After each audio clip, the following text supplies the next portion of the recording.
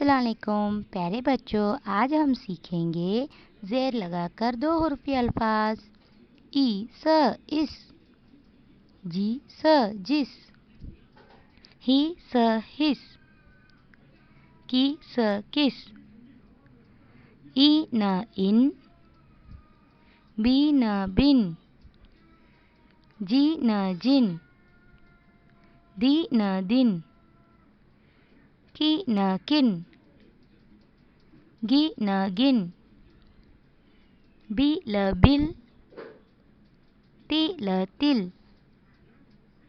मी ल मिल, ही ल हिल, खी ल खिल, गी र गिर।